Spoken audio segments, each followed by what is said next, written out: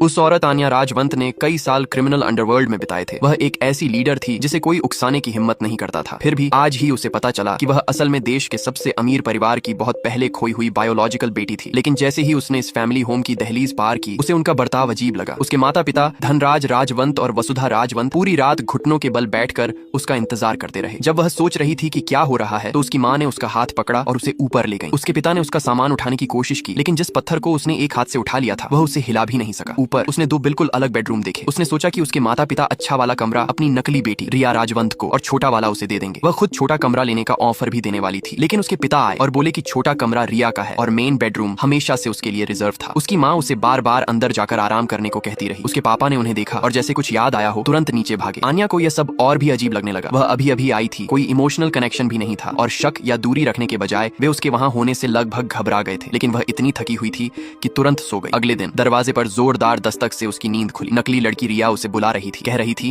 कि जल्दी चलो वरना मामला उलझ जाएगा। जब वह घसीट कर नीचे आई, उसके मम्मी पापा ने नाश्ता बना लिया था, लेकिन किसी ने भी अपनी चॉपस्टिक छूने की हिम्मत नहीं की। रिया ने उससे फुसफुसाकर कहा, बैठ जाओ, ज्यादा मत घूमो। इतने में मेड सुरेखा देवी अंदर आई। मम्मी पापा, जो एक पल पहले बहुत सीरियस थे, तुरंत इज्जतदार सजे संवरे खड़े हो गए, जैसे अपने मालिक को देख रहे हो। आन्या हैरान। उसके मम्मी पापा का मेड से ज्यादा शालीन कपड़े पहनना एक बात थी, लेकिन मेड ऐसी क्यों लग रही थी जिससे उसे डरना चाहिए? असल में घर कौन चलाता था? नाश्ते के बाद माता पिता के कहने पर उसने स्कूल यूनिफॉर्म पहनी। उसने कभी सोचा भी नहीं था कि अरबपति की बेटी लग्जरी कार में नहीं बल्कि मोटरसाइकिल से स्कूल जाएगी। वह यह भी सोचने लगी कि बारिश में क्या करते हैं। स्कूल पहुंचते ही हाई स्कूल का बदमाश हाथ में पानी का कप लेकर उसके पास आ गया। यह था पवन उर्फ कंकड़। आन्या को लगा वह उससे पंगा लेने आया है, लड़ाई के लिए तैयार रही। लेकिन उसने अचानक अपनी टेक्स्ट बुक रिया के सिर पर दे मारी और उसे 45 DGC का पानी लाने का आदेश दिया। रिया ने विरोध करने की हिम्मत नहीं की। तापमान सही नहीं था तो कंकड़ ने पानी उसके चेहरे पर फेंक दिया। अब आन्या खुद को रोक नहीं सकी। उसने पूछा कि रिया एक मामूली छात्र से इतनी डरती क्यों है? रिया चुप। गुस्से में आन्या ने पूछा, ये कंकड़ किस घर का है जिसने इसे इतनी अकड़ दी है? रिया ने डरते हुए कहा, ये हमारे नौकर बसंत का बड़ा बेटा है। आन्या सन्न रह गई। तो कंकड़ नौकर का बेटा था। रिया उसे रोकती रही, लेकिन आन्या नहीं मानी। उसने पवन को पकड़ा, कंधे पर फेंका और जमीन पर पटक दिया। फिर रिया से बोली, जाकर इस पर अपना गुस्सा निकालो। रिया की हिम्मत नहीं हुई। आन्या गर्जी, अगर तुमने इसे नहीं मारा तो मैं तुम्हें मारूंगी। कांपते हुए रिया ने एक वार किया, सीधा कंकड़ के हिस्सों पर। वह दर्द से पसीना पसीना हो गया। वह उठते हुए बोला, कोई हिलना मत, मैं अपने बड़े भाई को बुलाने जा रहा हूँ। आन्या ने हंसकर कहा, जा, पूरी दुनिया ले आ।